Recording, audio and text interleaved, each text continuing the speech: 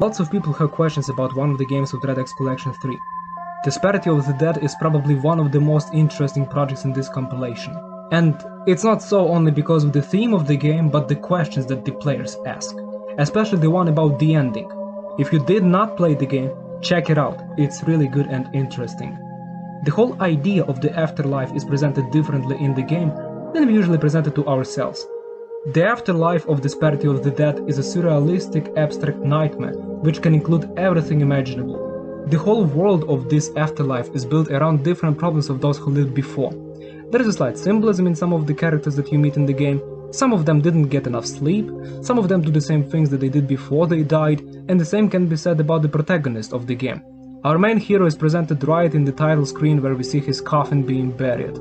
Obviously, our main hero is dead and is going to the world of the afterlife, where he will find what to do. The world of the afterlife is unpredictable and abstract. It has no form and no particular shapes. You can meet everything that is possible. There is a bus stop, there is a shop, and even a cherry tree. Because the world of the afterlife is a mess. And the mess is not only presented to us structurally, but also conceptually. The whole idea will be presented in the end of the video. The protagonist has to find all the important clues and use them to solve the problem of the world he is now trapped in. People die, but somehow they do not appear here, even though they should. That is the problem. Main hero goes to find everything possible. The characters may give a lot of information that is important, and they are also important. They are a part of this world. They are its residents. Some of them committed suicide, some of them were young when they died, and the thing they share is obvious. There is no way for them to live again. However, if the protagonist finds all the clues and solves the problem of the afterlife world, he may not only make everyone sure about what is happening, but he may also return to the world of the living. However, it won't be easy, because the world is a mess. But even here everything is connected and makes sense. Some of the characters even feel completely fine here, and don't see any problems.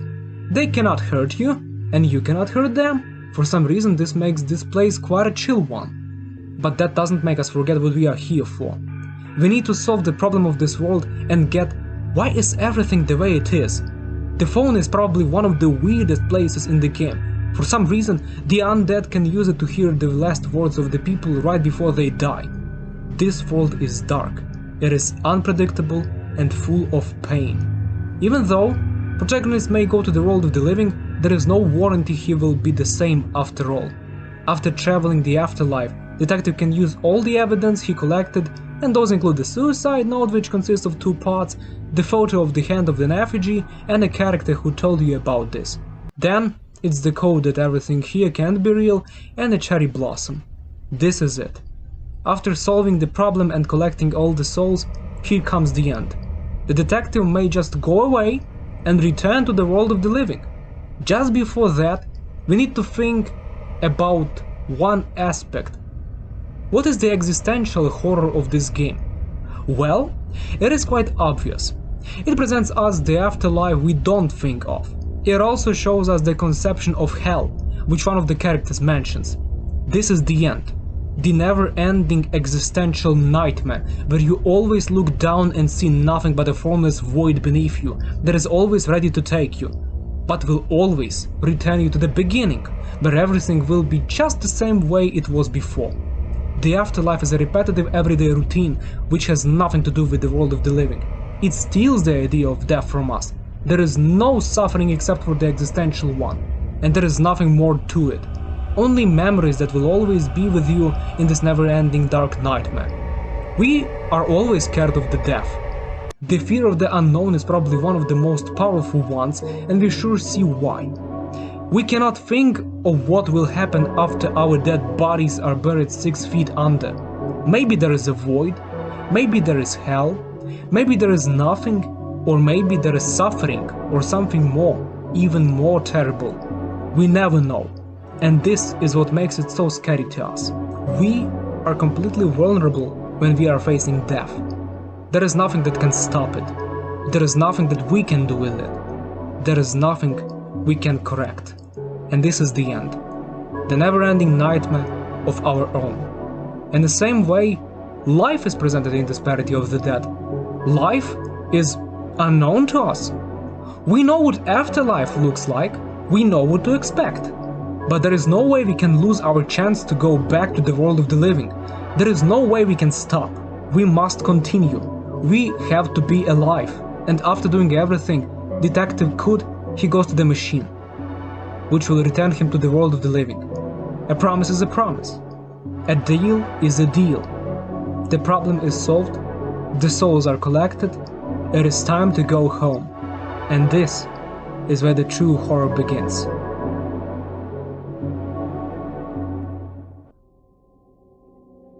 So, here we are. The place looks like some kind of abandoned pavilion, separated from the others with a crime scene yellow tape. Probably this is where our protagonist died.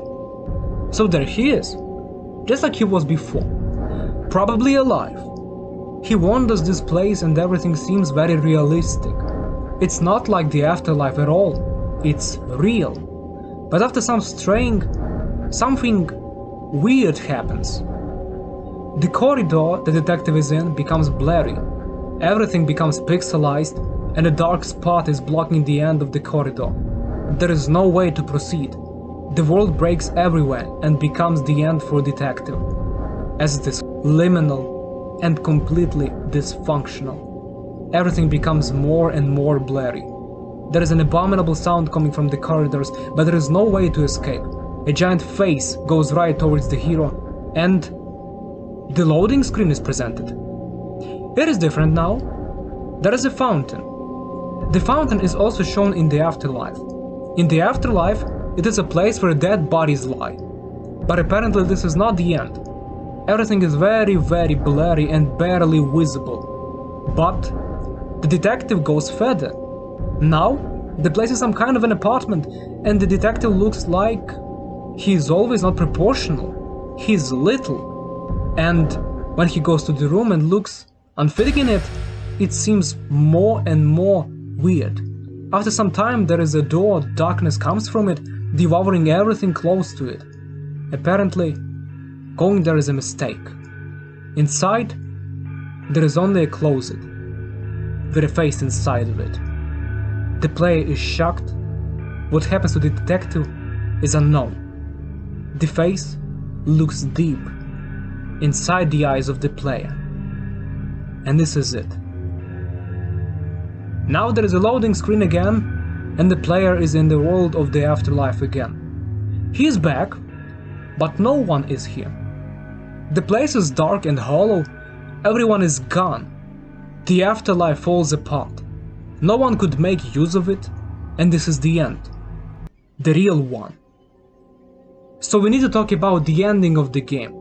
Apparently, our main hero really goes to the world of the living, but cannot do anything about it. He is punished for his own desire to be alive again. There is no way to resurrect and no way to be alive again. The world of the dead is eternal, and there is no way to escape it. We are not the first one to do it. Some of the characters also wanted to end everything, but it only resulted in going back, just like it happened to the protagonist. There is no coming back. There is no going back is probably the best way to describe the game, as it also deals with our own representation of life and death. If we can't make our life mean anything, the death will be the same. The world of the living becomes the punishment for the main hero, not only because of his own desire to be alive again, but also because of the world itself that cannot see him alive. He is still there, flying around the abandoned world, which also looks dead, just like he is. Everything around him tells him there is no turning back. The face going toward him is probably the biggest scare, as it literally kills the main hero. This is presented with the fountain. The fountain in the game symbolizes dead bodies. Our protagonist is still dead, but he can't go back. He needs to suffer for his own doings. He has to see that the world will never be the way it was before. It will always be blurry, barely visible void, full of something that wants to scare him or kill him. From the fact that the main hero goes back to the afterlife, we can see that he died again, or never resurrected in the first place. As of death of the afterlife, there are some ways we can explain it.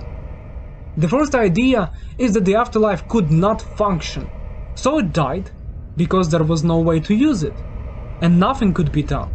The dead just wandered and were bored for whole eternity, and even this system couldn't function, as some souls did not appear here.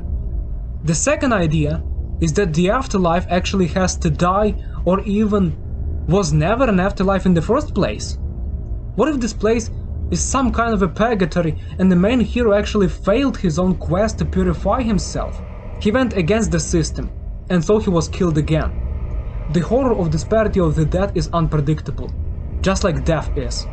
Sometimes it just doesn't make any sense, and it doesn't have to. It just exists. It's just there. We never know what awaits us after death.